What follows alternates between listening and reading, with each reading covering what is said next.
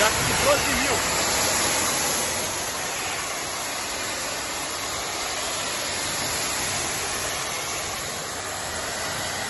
A máquina mais forte do mercado hoje, com o melhor preço do Brasil, pessoal.